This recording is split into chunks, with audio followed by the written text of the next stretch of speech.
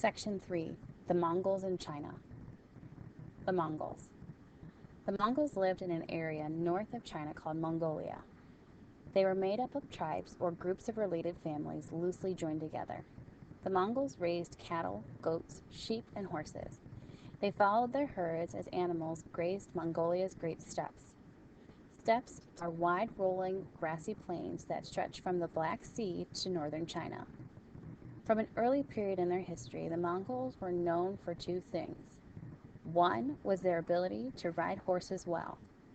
Mongols practically lived on horseback, learning to ride at age 4 or 5.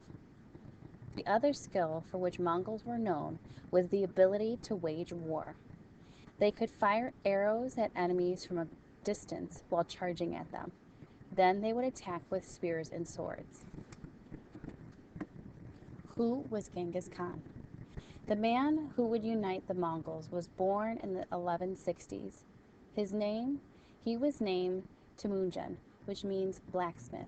Temujin showed his leadership skills early. He was still a young man when he began to unite the Mongol tribes. In 1206, a meeting of Mongol leaders took place somewhere in the Gobi, a vast desert that covers parts of Mongolia and China.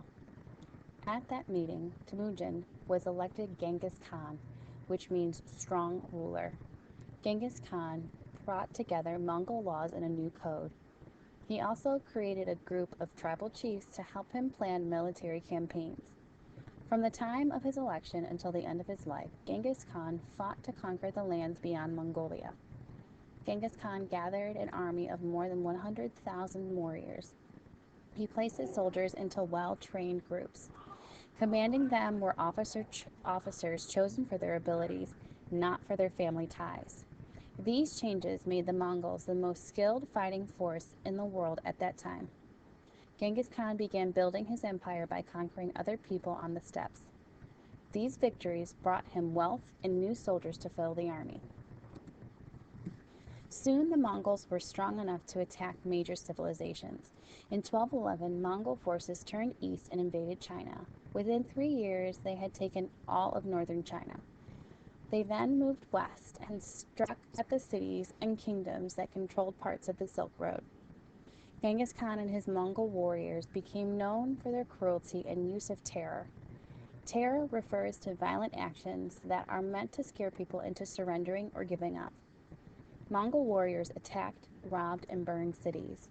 Within a short time, the Mongols became known for their fierce ways, and many people surrendered to them without fighting.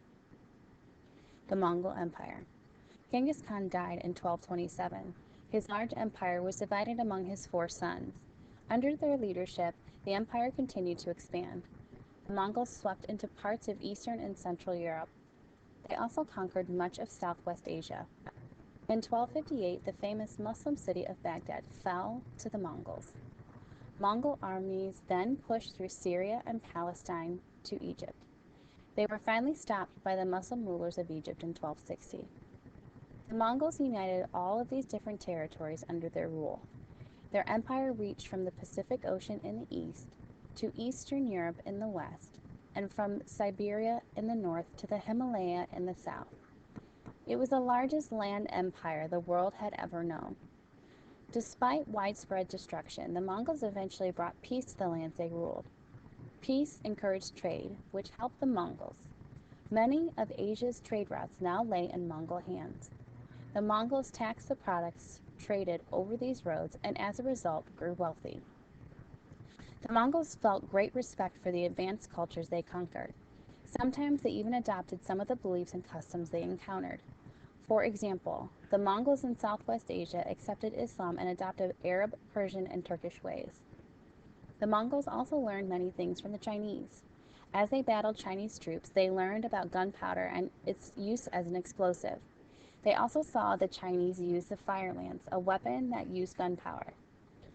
Quickly, the Mongols adopted both gunpowder and the fire lance for use in battle.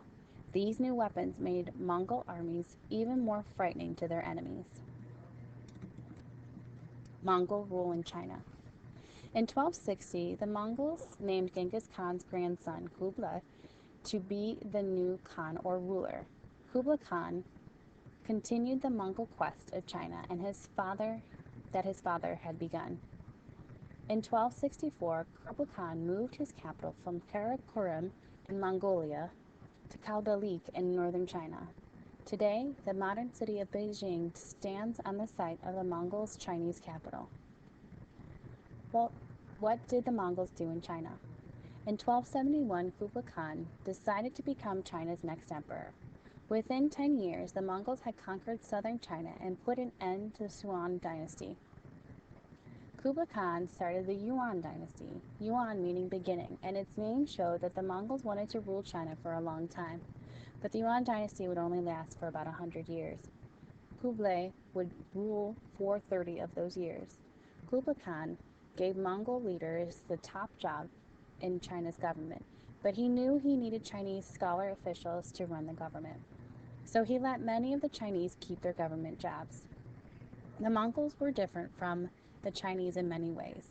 They had their own language, laws, and customs. This kept them separate from Chinese society.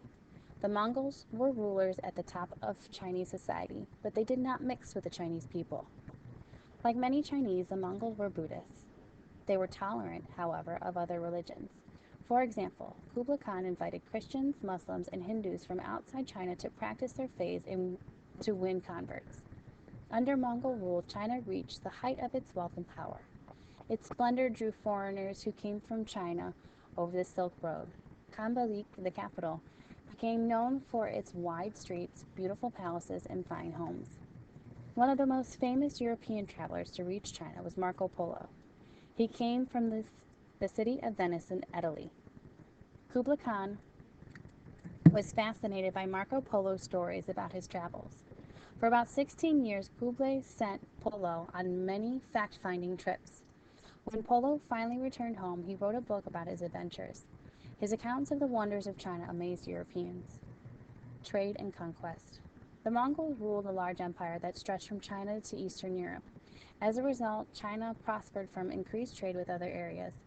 Goods such as silver, spices, carpets, and cotton flowed in from Europe and other parts of Asia. In return, China shipped out tea, silk, and porcelain. Europeans and Muslims also brought Chinese discoveries, such as steel, gunpowder, and the compass, back to their homelands. The Mongols enlarged China's empire and conquered Vietnam and northern Korea. The rulers of Korea, called the Koryo, remained in power because they accepted Mongol control. The Mongols forced thousands of Koreans to build warships. These ships were used by the Mongols to invade Japan. You will read about the Mongol invasion of Japan in a later chapter.